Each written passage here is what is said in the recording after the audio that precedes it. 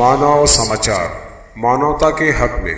Nadeem fitter के मामले में हियरिंग तो बहुत पहले हो चुकी हुई है, लेकिन आज वो ऑर्डर्स के ऊपर था फाइनल।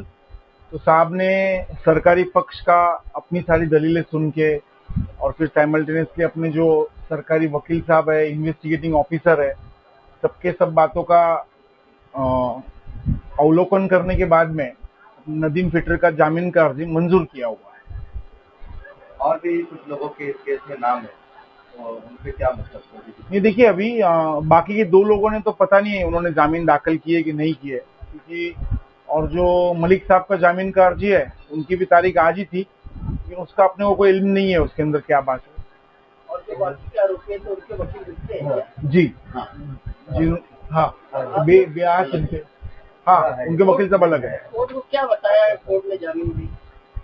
ये देखिए, मेन जो ऑर्डर आया हुआ है सामने, उसके अंदर जो अपन ने सारी दलीलें रखी थी, तो उसमें से जो अहम दलील जो थी, तो साहब ने उसके अंदर ऐसा दिया हुआ है, क्योंकि जो पुलिस का जो जवाब था उसके अंदर ऐसा लिखा था कि हम लोग बहुत जल्द चार्जशीट दाखिल करने वाले हैं।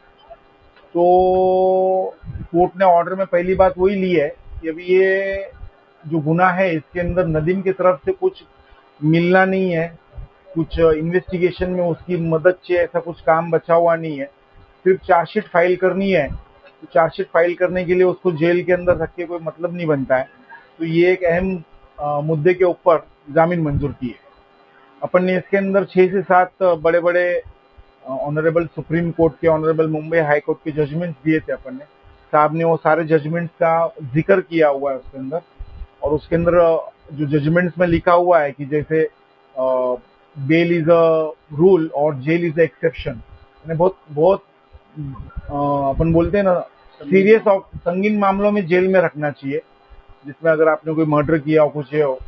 तो ये एक इम्पोर्टेंट पॉइंट कोर्ट ने डिस्कस किया हुआ है अपने बेल एप्लीकेशन के ऑर्डर के अंदर। और दूसरा, इन्वेस्टिगेशन में नदीम को सारे अपन बोलते हैं कोऑपरेशन देने के लिए आदेश दिया हुआ है, पासपोर्ट जमा करने बोला हुआ है, हाजिरी लगाए हुए है और कोऑपरेशन देने के लिए बोला हुआ है सारी बातों का। सर, बहुत सारे केस में देखने में आता है कि हम आर्ग्यूमेंट का हवाला तो देते हैं, कानून भी कहता है कि बेल राइट से अधिकार है, जी, जेल नहीं। लेकिन बहुत सारे केसेस में जहाँ बेल राइट भी रहता है, अधिकार रहता है, लेकिन फिर भी बेल नहीं होता। बोलो।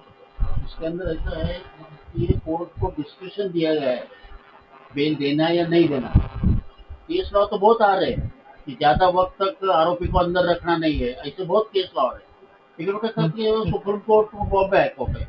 अभी नॉर्मली जो बॉम्बे हाईकोर्ट, सुप्रीम कोर्ट के जो न्याय निवाड़ है वो लोअर कोर्ट में फॉलो करने को होना, ऐसी अलिखित बात है। बहुत से केस लॉ ऐसे आते हैं। लेकिन अभी ऐसा है कि अपन पूछ नहीं सकते आपको कि भाई तुमने ये क्यों डिस्कस नहीं किए, तुमने वो क्यों नहीं किए। अभी हम जो अपील में जाते हैं एक आधे ऑर्डर के खिलाफ, तो फिर हम साहब को बोलता है तो ये सब हमने बातें बताई, ये हमने केस लॉ दिया, ये क्यों लोअर कोर्ट में डिस्कस किया जाए, ऐसा हम बताते। मेन बात तो एक ही है, हर केस का फैक्ट अलग होता है, हर केस के सेक्शंस अलग होते हैं, हर केस के अंदर, हर गुनाह के अंदर गुनाह करने की जो ये उन्होंने प्लानिंग प्लॉटिंग की रहती वो अलग होती। तो ये एक कोई ऐसा कोई जैकेट फॉर्मूला नहीं है कि गुनाह करो जेल में मत रखो, जामीन पे छोड़ दो, ऐसा नहीं होता। हर एक सेक्शंस क्या है, कितना उसने इसके पहले उसका हिस्ट्री क्या है, वो सब बातों का ध्यान रख के फिर ऑनरेबल कोर्ट ऑर्डर्स पास करता है ना। और कितना सहभाग है आरोपी का ये भी कोर्ट देखती है। अगर कुछ उसके खिलाफ एविडेंस ही नहीं रहा, कुछ भी नहीं रहा, उसका सहभाग जो उन्होंने अभी ये किए नहीं, आयोग ने बताया नहीं, तो उसका फायदा आरोपी को मिलके उसका ये हो जाता है, बेल की ऑर्डर हो जाती है।